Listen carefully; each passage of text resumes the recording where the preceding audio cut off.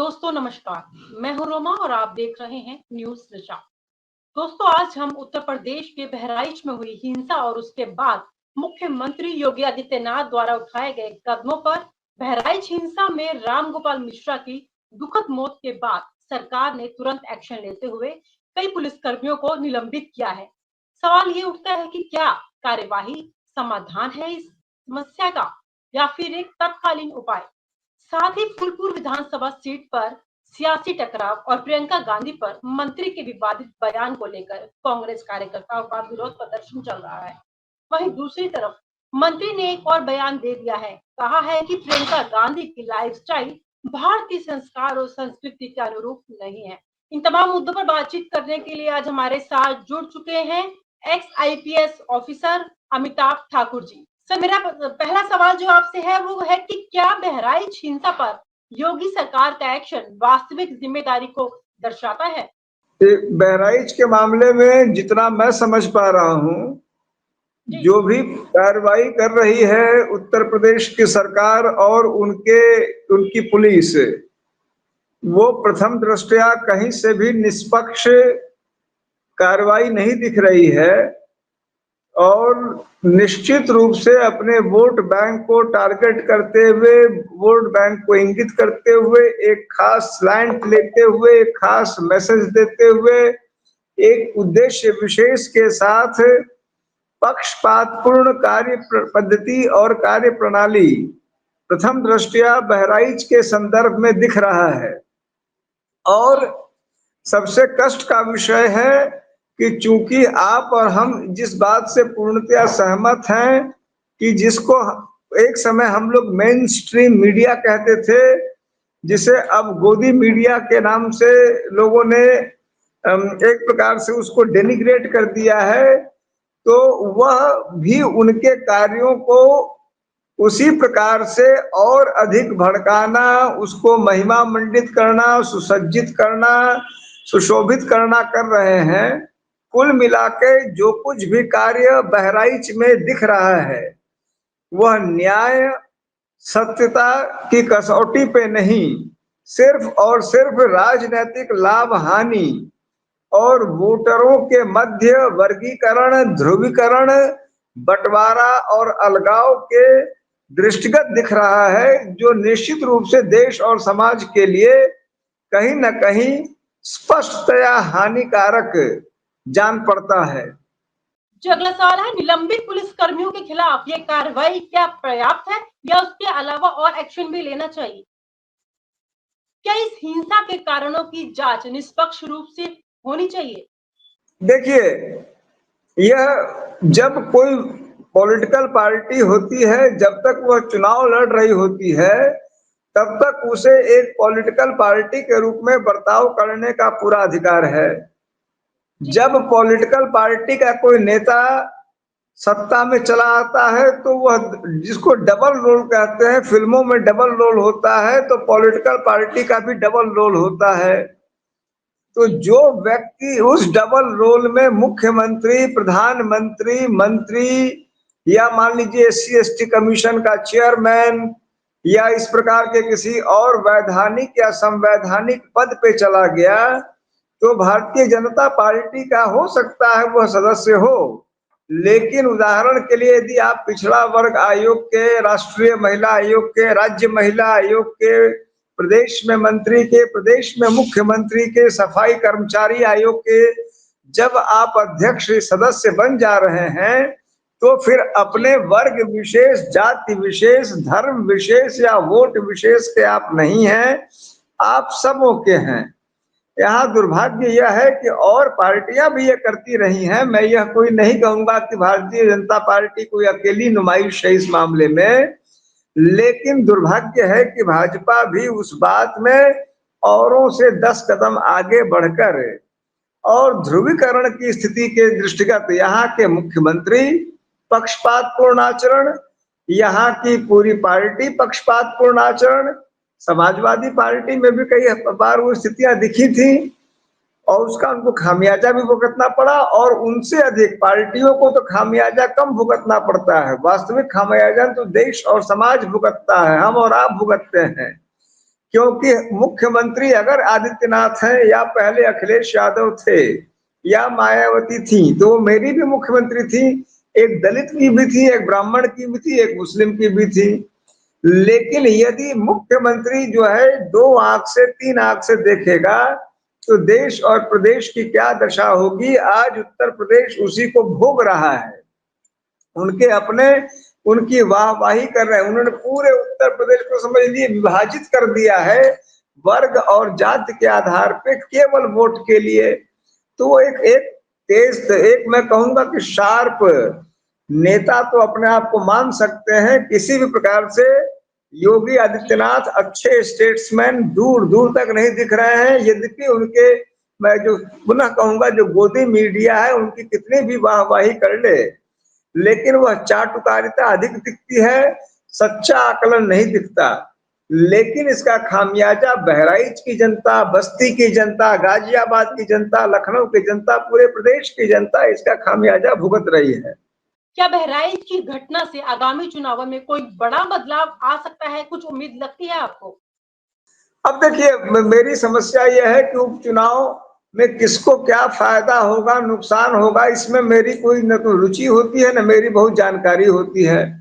यह मैं यह मानता हूं कि अगर राजनीतिक दलों का एकमात्र काम यदि चुनाव लड़ना है और चुनाव जीतना है, यदि एकमात्र काम वह है, तो निश्चित रूप से ऐसे राजनीतिक दलों पर लानत है।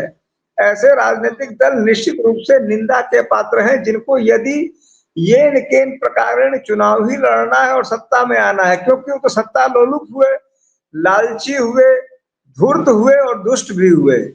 ऐसे राजनीतिक दलों की राजनीतिक दल वो हो जो राजनयिक की तरह सोचे, पूरे देश की, पूरे समाज की, पूरे प्रदेश की सोचे। और दुर्भाग्य से भारतीय जनता पार्टी योगी आदित्यनाथ के नेतृत्व में इस मामले में पूर्ववर्ती तमाम सरकारों से कुछ और भी आगे बढ़कर बहुत ही संकुचित और संकीर्ण ढंग से सोच रही है, जिसका खामियाजा हम सबों को भुगतना पड़ रहा है। बहराइच इसका एक हालिया उदाहरण है। प्रियंका गांधी पर दिनेश प्रताप सिंह के बयान का क्या राजनीतिक असर होगा, इस पर आपकी राय क्या है? देखिए, मैं जितना समझ पा रहा हूं कि उपचुनाव में तो निश्चित रूप से उत्तर प्रदेश में मौजूदा समय में समाजवादी पार्टी और भारतीय जनता पार्टी के बीच आमतौर पे जो वर्गीकरण, ध्रुवीकरण या जो जो जिसको वोट पोलराइजेशन कहते हैं, वह तो हुआ पड़ा है। अब इनमें कौन 21 पड़ेगा, 20 पड़ेगा, यह तो इनकी जोर आजमाइश होगी। लेकिन जो हम लोग मूल्य आधारित राजनीति करना चाहते हैं, हमारी इन दोनों पार्टियों से और पार्टियों के साथ साथ इस समय इन दोनों से विशेष करके, इसलिए इन दोनों का निश्चित रूप से औरों से ज्यादा प्रभाव है। यह हमारा विनम्र अनुरोध है इन दोनों से कि वह पहले प्रदेश को रखें, प्रदेश को हित के रखो, अपने हित को बाद में रखें। और मैं यहाँ ये कहना चाहूंगा कि प्रथम दृष्टया कम से कम मुझे ऐसा प्रतीत होता है कि अखिलेश यादव पहले उनपे मुस्लिम तुष्टीकरण का उनके पार्टी पर आरोप लगते रहे थे, लेकिन मौजूदा समय में कम से कम मेरा यह मानना है कि वो निश्चित रूप से अधिक सर्वग्राही ढंग से और एकात्म ढंग से और बराबरी के ढंग से वर्गों को देखकर राजनीति करते दिख रहे हैं। जब वो पीडीए की बात करते हैं तो भले वही कहीं ना कहीं वो जातिगत राजनीति पर आना चाहते हैं, लेकिन पीडीए का एक स्वरूप पिछड़ा है। पिछड़ा किसी भी जाति का हो, किसी भी धर्म का हो, तो जो दलित हैं, वंचित हैं, शोषित हैं और जाति रहित स्थिति को मूव करने में हो, ऐसे लोगों को हमारी पार्टियां प्रश्रय दें। दुर्भाग्य से भाजपा उसको बिल्कुल नहीं कर रही है। कई बार समाजवादी पार्टी भी डिरेल हो जाती है। इनमें कौन जीतेगा कौन हारेगा, अभी तो दोनों टक्कर में है, लेकिन मूल मुद्दे जो है उनको ध्यान पे रखे, यही मेरी इनसे गुजारिश है। सर, अब हम फूलपुर सीट को लेकर आपसे बात करेंगे। फूलपुर सीट पर समाजवादी पार्टी और कांग्रेस का संघर्ष क्या राजनीतिक संतुलन को प्रभावित करेगा? देखिए, मैं जितना मैं समझ पा रहा हूँ, समाजवादी पार्टी को पर जिम्मेदारियां इस समय इसलिए ज्यादा हैं क्योंकि भारतीय जनता पार्टी विशेष करके आदित्यनाथ जी के अधीन जो भाजपा है, उनसे उनका जिस प्रकार से एक बहुत ही अंतर विरोधी कार्यक्रम और कार्य चल रहा है, समाजवादी पार्टी से एक प्रकार से बने ऑल्टरनेट सिचुएशन की बात तमाम लोगों के मन में आ रही है। क्योंकि बहुत सारे लोग जो मैं कहूं कि न्यूट्रल हैं या मतलब जो है उस तरह के एक्सट्रीमिस्ट थिंकिंग को नहीं ले पाते जिसको भाजपा उत्पन्न कर रही है और जिससे खेल रही है, जिस आग से वह खेल रही है। बहुत सारे लोग उस आग से घबराए हुए हैं क्योंकि वो जानते हैं कि इस आग के लंबे दुष्परिणाम हो सकते हैं। भाजपा अपने राजनीति के लिए उसे खेल रही है। समाजवादी पार्टी मौजूदा समय में कम से कम उस चीज से खेलती नहीं दिख रही है। बहुत सारे लोग उससे अपेक्षा रख रहे हैं। अब उसमें इसके कारण सपा की, समाजवादी पार्टी की जिम्मेदारियां बढ़ गई हैं। उन्हें निष्पक्षता के साथ अपना काम करना पड़ेगा। सर्व समाज जिसको कहते हैं, सभी जन कहते हैं, जिसको बसपा ने बहुजन कहा, किसी ने सर्वजन कहा, भाजपा ने सबका साथ सबका विकास कहा, तो उस बात को शब्दों में ही नहीं, व्यवहारिकता में, वास्तविकता में समाजवादी पार्टी पालन कर सके, इसकी जरूरत है। और उसमें उसको एक उदात्त भाव लाना पड़ेगा। यह उसकी अभी कमी है जिसको और बेहतर ढंग से उसे प्रस्तुत करना पड़ेगा।